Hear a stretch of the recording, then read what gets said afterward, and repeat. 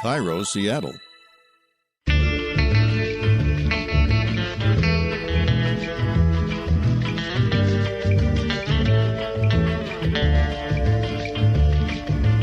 I'm Rachel Bell, and this is Your Last Meal, a show about famous people and the stories behind the foods they love most. Today on the program, Ben Cohen and Jerry Greenfield, more commonly known as Ben and Jerry. Ben & Jerry's is famous for ice cream flavors like Fish Food, Cherry Garcia, and Chubby Hubby. But back in 1984, when they had their scoop shop in Vermont, they are believed to be the first to sell chocolate chip cookie dough ice cream, after somebody anonymously suggested it on their flavor suggestion board. Ben & Jerry opened their very first scoop shop in Vermont in 1978, but today they are just as well known for their activism that sometimes takes them out to rallies and protests. How many arrests? I don't know. Not that many. 3 or 4. Ice cream and activism seem to go together like hot fudge and whipped cream. I chat with Katrina Irvin, who created Ice Cream Social to raise money for good during the pandemic. And later in the show, we'll talk about anosmia. That is the medical term for not being able to smell or taste, which is a very common COVID symptom. But first, my conversation with Ben and Jerry. Were you guys ready to get started and tell the same stories you've told a million times, but pretend like you've never told them before so it sounds fresh on my show? No problem. Okay. I understand that you met in 7th grade in gym class. Is that right? Yeah, we were the 2 slowest, fattest kids in the class. And then before you opened an ice cream business together, coincidentally, you both had a little bit of ice cream work in your younger years. Yeah, I was an ice cream man. I had a job in summers in my later high school years and driving one of those trucks, ringing bells, selling strawberry shortcakes and egg eclairs for like 25 cents a piece. And when I was in college, I worked at the school cafeteria. I was scooping ice cream. But when the two got together to start a business, ice cream wasn't their first idea. Originally, it was going to be UBS, United Bagel Service. We were going to deliver bagels and the New York Times on Sunday morning to your door. But we wanted to live in a rural place. You know, this was 1978. I mean, that was before bagels really had taken over the country. We realized that there weren't that many people living in rural places that really wanted the Sunday New York Times and bagels delivered to their door. And also, we started investigating, and bagel equipment was too expensive. We couldn't afford it. So we figured ice cream had to be cheaper. So Ben and Jerry took a $5 correspondence course in ice cream making from Penn State. They cobbled together $12,000, and they opened their very first ice cream shop in a renovated gas station in Burlington, Vermont. But the most interesting fact about Ben and Jerry's is why their ice cream is famously packed with all those delicious chunks and nuggets. It's because Ben can hardly taste or smell anything. Yeah, I'm a bit anosmic, is what it's known as now. Not having a sense of smell. I mean, I can smell things a little sometimes, but in terms of most food that I eat, it's mostly about the texture. So I needed ice cream that had a lot of textural contrast, the smooth, creamy ice cream with the big, crunchy chunks. You know, Jerry would make the ice cream and he'd say, "Hey, how do you like it?" I'd say, "Well, it's great, but I don't know what flavor it is." So we just had to keep on sticking more and more flavoring in until I could figure it out. Ben is very anti-mush in terms of food and food textures. He just doesn't like mushy things. And he claims that it's not just him, that it's America doesn't like mushy things. When we were growing up, Ben used to talk to me about wet crunch versus dry crunch, like potato chips. They're dry crunch, but you can get lettuce that's like wet crunch. And right. Yeah, I had never even thought about these things. I've interviewed some of your flavor makers before actually for the show, and they said it's actually quite hard to put all these big chunks in because you have to worry about them sinking to the bottom and not getting mushy. And that's what the chocolate coating's all about, not just delicious chocolate, but protecting these crunchy items from getting soggy. That's correct. And I think that the chocolate does a better job of protecting the potentially soggy substance in a flavor like Chubby Hubby, where you got the chocolate-covered peanut butter-filled pretzels versus Jerry's favorite flavor, Americone Dream, where you got the chocolate covered pieces of sugar cones, but the chocolate tends to get chipped off in that product and you get some soggy cones, which Jerry doesn't mind. Well, it just goes with the territory. It's part of the whole eating experience, Ben. I mean, if you were going to throw out the baby with the bathwater, you'd be missing out on some great flavors. Ooh, you could make a bathwater flavor. That'd be good. You just have to decide who has been soaking in the tub before you turn it into ice cream. Or we could use sugar babies, the other part of the baby in the bathwater. There was also sugar daddies. Where's the sugar mommy? So sexist. I don't think they had any sugar mommies.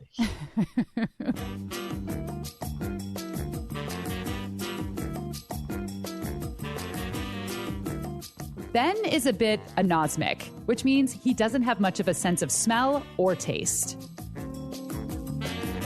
You've probably heard that this is a common symptom of COVID-19. Probably 80% of patients who get COVID have some change in their sense of smell or taste.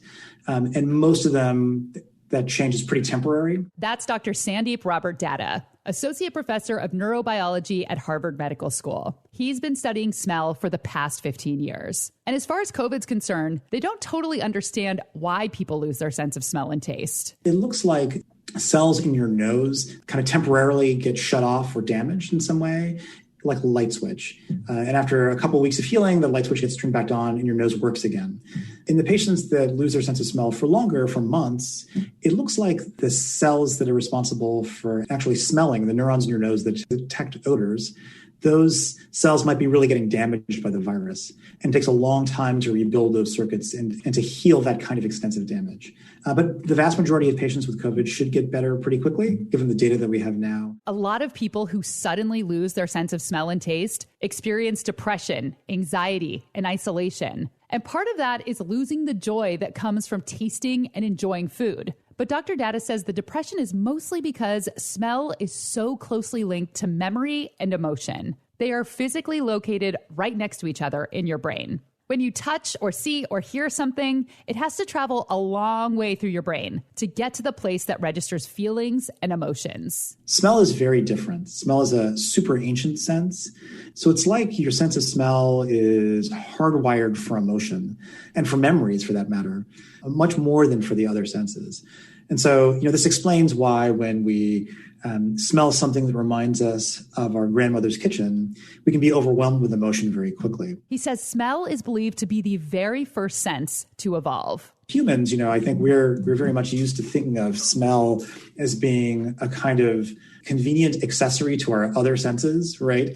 It's the bonus sense, the one that we don't really need. It's not as important as hearing or vision or touch. But in truth, because we humans have maintained this very intimate interconnection between emotional centers in the brain and our noses, it turns out that we depend on our everyday experience with smells to kind of maintain our sense of emotional well-being. So as we kind of navigate our environments, we know that those environments are familiar to us and safe, in part because we're smelling familiar odorants.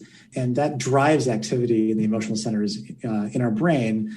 And it turns out that's very, very important to our overall sense of well-being. And if you can't smell things, you also can't really taste either. Dr. Datta says flavor comes from both taste on the tongue and from smell. So you get flavor from aromas that you breathe in through your nose, but there's also scent that travels up the back of your throat into your nasal cavity while you're chewing. I also consulted with Dr. Pamela Dalton. She's been an olfactory scientist at the Monell Center for 28 years. She says when people suddenly can't taste, they often overeat because nothing is satisfying and they keep looking for something to satiate them. Or, on the other hand, they become so bummed out about not being able to enjoy food that they don't eat enough and they lose a lot of weight. People with COVID, they don't just lose their sense of smell, they develop something called parosmias.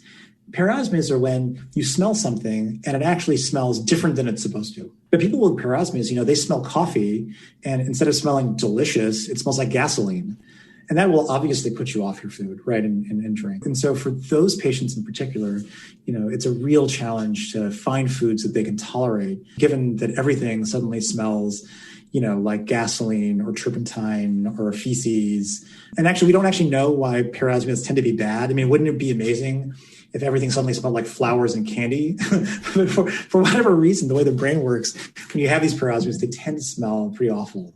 So this came up because Ben from Ben & Jerry's, he can't smell and can't taste much. And so that's why their ice cream is so chunky, because he wants all of the texture. So I was wondering, if there were other examples of that, of people you've worked with who've lost sense of taste, things that they've kind of done to make eating a better experience for them, to try to recover some of the joy that you get, because we love eating. Like, it's a big deal not to taste. That's right. So I'll tell you, I, when I was younger, myself lost my sense of smell. I had some chemotherapy, and after the chemotherapy, I couldn't smell at all, and I had to eat. And that was before I actually knew anything about the olfactory system. So, it wasn't rational, but naturally, I gravitated towards a food that had a ton of texture. And that food was bacon, egg, and cheese sandwiches with tons of hot sauce. So it turns out that the way that we detect hot sauce is different from smell and taste. There's basically another sense that no one talks about, a secret sense called chemesthesis, where a whole different set of cells and neurons are responsible for detecting things like spicy and cool, and wasabi too, actually, than the normal cells in your nose that are responsible for detecting smells, or the cells in your tongue that are responsible for salt or bitter or sweet. There's actually a whole separate kind of chemosensory system devoted to the cooling sense of menthol or the spicy sense of peppers. And so I would just load up on the hot sauce on these sandwiches, and I could taste the kind of crunch of the toast and the kind of butteriness of the egg. And of course, I could taste the hot sauce. And so for 3 months, that's basically how I lived. Dr. Dalton says she has a coworker who is writing a cookbook specifically for people who suffer from anosmia. It'll focus a lot on texture and temperature, as well as spicy and minty flavors. Over the years, Ben & Jerry's has created many activism-fueled ice cream flavors. Everything from supporting the legalization of gay marriage to climate justice and working with the NAACP on voting rights. And when we come back, we will learn about their latest flavor.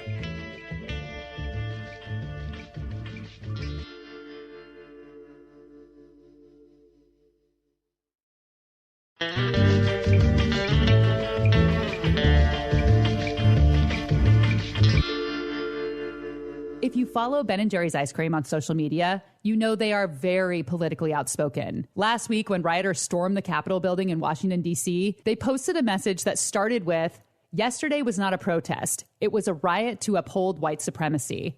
And it ended with, "Resign, impeach, 25th Amendment, not one more day." An older Ben & Jerry's post says trans lives matter. In June, they posted, "We must dismantle white supremacy." This is an ice cream company, but they use their social media channels to explain reparations and to talk about how the criminal justice system is broken in America. I read a quote, "They are activists who happen to sell ice cream." And you've become just as famous for your political stances and the work you've done in the community and beyond, just as much as the ice cream. So I wanted to know where that started. Where did you both get your activism roots? Is that the way that you grew up? No.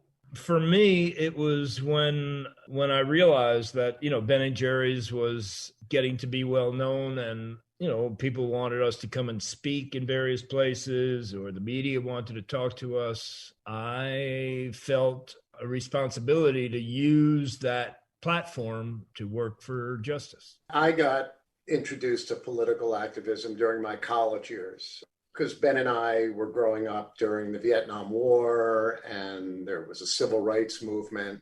It's taken a lot of companies a long time to hop on board. I mean, this year is when people are dipping their toe in for the first time.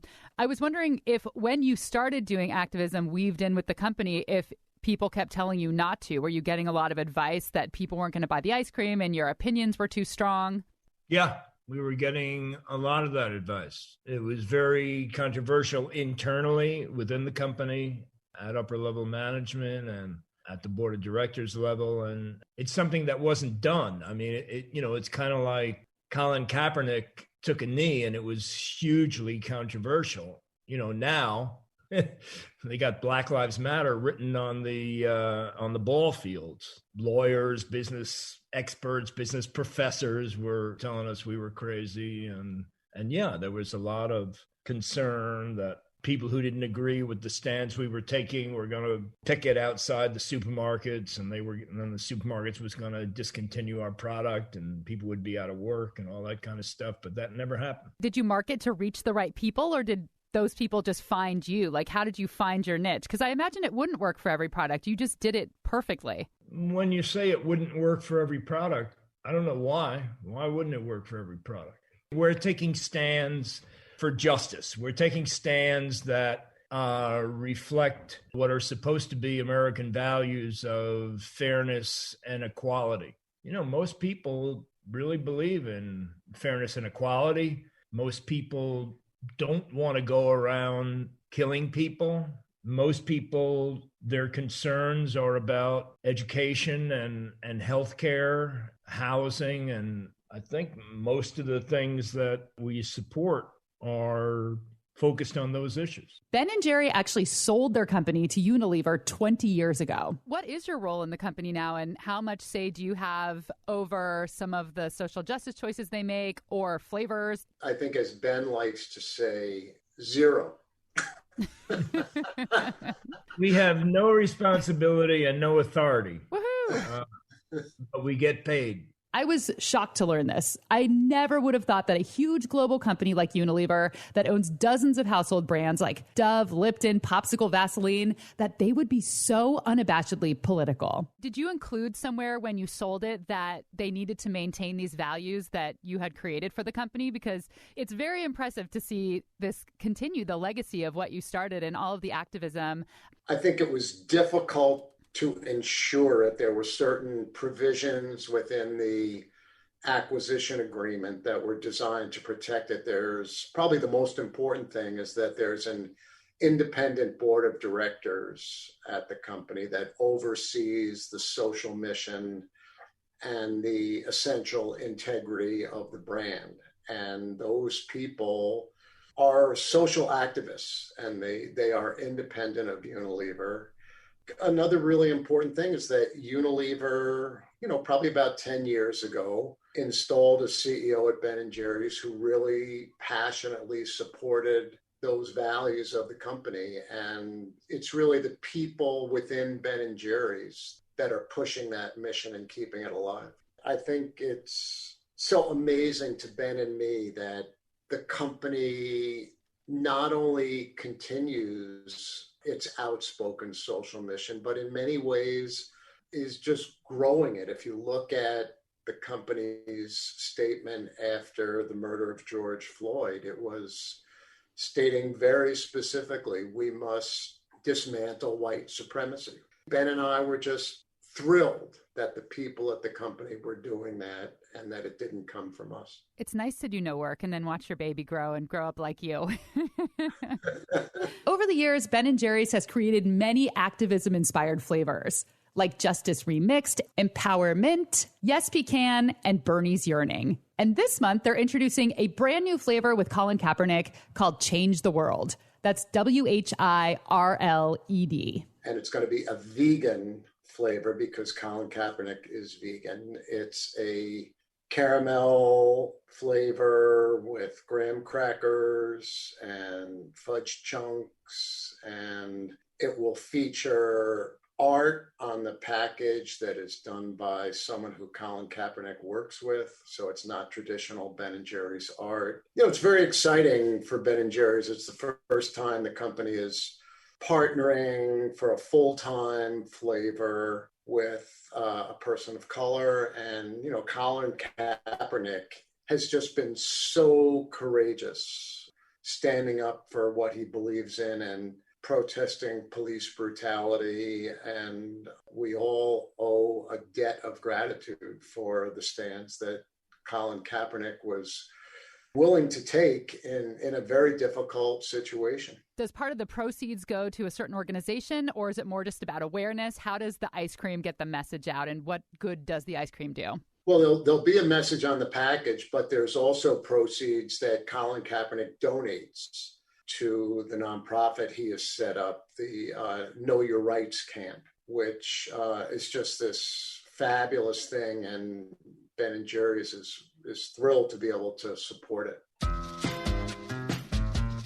There seems to be a correlation between social justice and ice cream. So, of course, we have Ben & Jerry's. And then here in Seattle, the owner of Molly Moon's Homemade Ice Cream was very involved in working for paid family leave and a $15 minimum wage. And in Madison, Wisconsin, 33-year-old Katrina Urban started Ice Cream Social. I honestly would just call it an ice cream bake sale right now because it's something that I do out of my apartment once a week and donate all of the proceeds to organizations fighting for social justice causes. I was working as a graphic designer and a photographer for, I think, about 8 years for a company in Madison. And shortly after Wisconsin's Safer at Home order was enacted, I was furloughed from my job. And it was a pretty terrifying thing to think about. I'd never gone through something like that before. And just was trying to find ways to fill my time so I didn't totally enter a state of panic. So I really focused on learning new things. I took so many classes on Skillshare and read a lot of books, and then wanted to kind of hone my skills with some of my existing hobbies, and ice cream making happened to be one of those. So I came up with this idea and called it Ice Cream Social as a play on social distancing. And my plan was to make little pints of ice cream and then drop them off at my friends' houses. I was pretty over the top about it. I made it look like a legitimate business just for fun because I was so goddamn bored, and made a logo and printed stickers and ordered recyclable containers because I'm extra as hell, and just really went to town on this little hobby of mine. So yeah. And so how did you shift from just gifting this to friends to turning it into a fundraiser? It was after the murders of Breonna Taylor and George Floyd. I knew I wanted to do something to help the cause. After a sleepless night, I came up with the idea of trying to sell my ice cream on Instagram. I came up with the tagline, small batches for big change. And at that point, the social and the name sort of took on a new meaning, and it was giving a nod to its format on social media, but also to the recipients of its proceeds. And my plan was to just donate everything that I brought in from the sale of my ice cream to different organizations fighting for social change. So in about 24 hours, I think I got everything up and going. And then the next day I had my first sale, and it's been absolute insanity since then. So it started, I think June 1st was when I launched this on Instagram. Katrina makes the ice cream in her apartment kitchen using a small 1.5-pint size ice cream maker. But over the last 7 months, she's raised $7,100 for national and local nonprofits. The first one I chose was Campaign Zero. They are a police reform campaign and working to end police brutality in America. Another organization was called Freedom Inc., and they work with low to no income communities of color. And their goal is to end violence against women, gender nonconforming and transgender folks, and children within communities of color. Katrina started out making basic flavors, but then she started to experiment. Hands down, the most polarizing flavor I have created so far was called Movie Theater Trash Can. And it was buttered popcorn flavored ice cream with salted caramel swirl, Milk Dud pieces, and M&Ms. And people just flipped out about it. And I got so many aggressive messages and people just saying gross. And it was kind of ridiculous over a flavor of ice cream. But yeah, I don't understand that. If you don't like the flavor, just don't eat it. It's so weirdly aggressive. It ended up selling out in 15 seconds, and everyone said it was an unexpected delight. And, it's one of the most requested flavors that I get now. People want me to keep bringing it back. So I think all in all, it ended up really well. Why do you think that ice cream and social justice seem to go together so well? I personally think, first and foremost, people just love ice cream. And I think in a way it's sort of a unifying dessert just because of how many different cultures eat ice cream or have some sort of variation of it. It's a comfort food. Ultimately, I think there's sort of a shift in what consumers care about and what we want businesses and brands that we support to be doing. I think people want them to be socially and ethically responsible. I don't know. I'm speaking on behalf of millennials here because I feel like this is a millennial thing. But I think part of the frustration comes from our government and our political leaders, and people sort of want to take things into their own hands and bring about change because it doesn't seem like they are.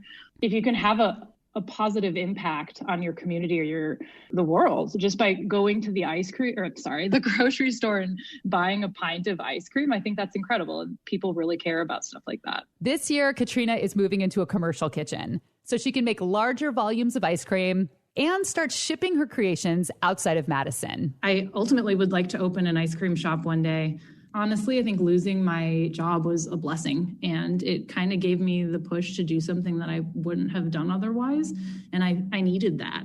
Never in my wildest dreams did I ever anticipate this happening. It was a hell of a career pivot for sure. I'm excited for the future. When we come back, we'll find out if ice cream is on the menu for Ben and Jerry's last meals.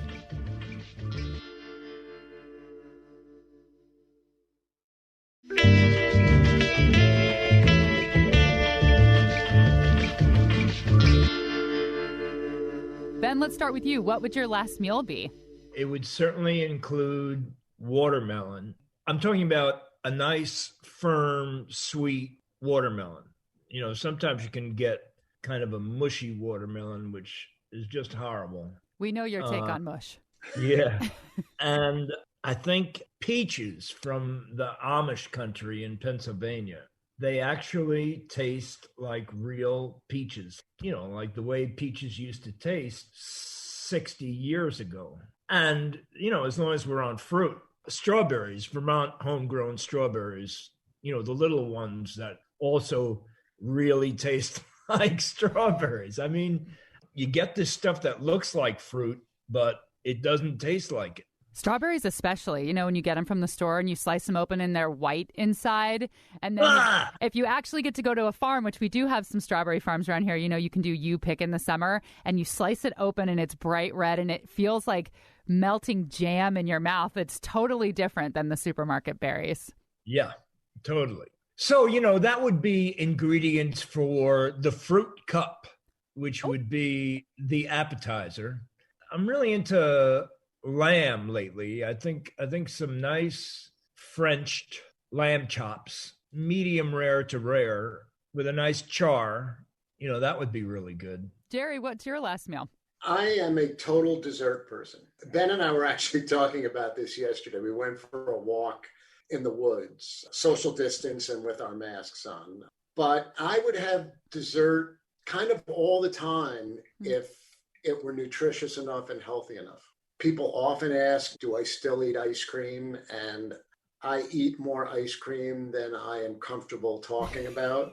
And I love cheesecake, cookies, creme brulee, German chocolate cake. I mean, I sort of like it all. And what's interesting about it is, as we talked about earlier, it was just kind of random that we started making ice cream, because it's not as if, oh boy, we just absolutely love ice cream and have to make it. It was something that we thought would be fun to do, and it was becoming popular for homemade ice cream, was making a resurgence. But yeah, I'm just a dessert guy. I also don't eat in moderation.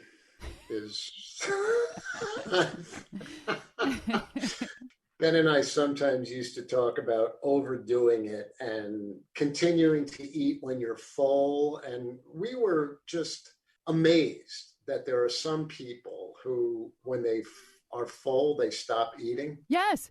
What is that like? I have no idea what that's like either. If I stopped eating when I was full, I'd weigh 4 pounds. And when I'm actually hungry, I get so excited because I don't usually wait till I'm hungry to eat, because, you know, if it looks good, I'm going to eat it. So you mentioned, you know, you love desserts and you mentioned a few, but let's say, you know, for your last meal, you had to narrow it down to like 3 on this golden table. What would be your top 3 sweets? A good cheesecake. I love a good cheesecake. You know, I would go to ice cream. What can I say? I mean, people would be shocked, but I would still pick ice cream.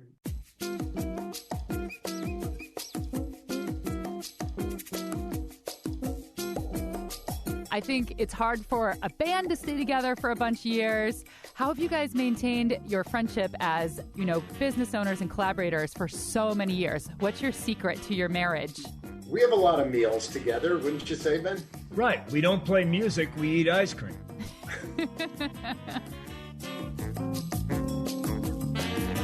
And that was Ben Cohen and Jerry Greenfield's last meals. Ben never revealed his favorite Ben & Jerry's flavor, so I had to ask. My favorite way to eat ice cream these days is to take some vanilla and put it on a homemade chocolate chip cookie and eat it as an open-faced ice cream sandwich. Do you put your teeth in the ice cream open part? Don't they get that ice cream feeling? You bet I put my teeth in the open part. You may have noticed that he still didn't reveal his favorite Ben & Jerry's flavor. Obviously, you can buy their ice cream wherever ice cream is sold. And if you try the new Colin Kaepernick flavor, Change the World, send me a message and let me know how you like it. Special thanks to Dr. Sandeep Robert Datta and Dr. Pamela Dalton. And to Katrina Irvin at Ice Cream Social. You can find her at icecreamsocialwi.com or on Instagram at icecreamsocial_WI. I'm looking at her flavors right now, and the blueberry mascarpone looks delicious. There's a butterscotch blondie, and there's a flavor called the one with the fruity pebbles. This episode was produced by me and Laura Scott, who I have not seen in months. And we had a phone conversation recently, and it was like two people who had never spoken to another human being. We could not stop talking. We are so isolated. Please send help. Theme music, as usual, by Prom Queen. Make sure and follow along on Instagram. I'm Your Last Meal Podcast. Leave us a review wherever you listen to this podcast. It really, really helps get the show out to new listeners, and that means we'll get to continue doing it. I'm Rachel Bell, and this is Your Last Meal. Hello. Hello. Hi there. How are you? I'm good. How are you? You seem energetic and bright and ready to go. Okay, so while I was working on the show, I remembered that one of the very first episodes of Your Last Meal, I did this really dumb bit about Ben & Jerry's. And you know what it's like when you look back at your old work. Ugh. So my guest was Jillian Michaels, and she wanted Ben & Jerry's ice cream as a part of her last meal. So I thought it would be funny to interview a couple named Ben and Jerry. Hi, I'm Ben. And I'm Jerry. And what's your last name? Fudge. Yes, their last name is Fudge. And as I pointed out in the original episode, it sounds like fudge. So when this couple was getting ready to get married in 1999, Ben's mom threw them this engagement party, and the theme was an old-fashioned ice cream parlor. She even taped their faces onto pints of Ben & Jerry's ice cream. Does it get old for you, or are you like, cool joke? No, I think I really enjoy it. Yeah. I think it's kind of funny. And it comes up at random times. It's not like all the time. Well, you can kind of use it as an icebreaker. So. Yeah, that's true too. An ice cream breaker, if you will. Ice cream breaker. Nice. I like it. Yeah. I like it. This is not a phrase that I normally use, but I don't think there's anything else I can say, but bless the hearts of these people for indulging me in my dumb bit. But for the record, I do stand by that pun. That was a pretty good pun.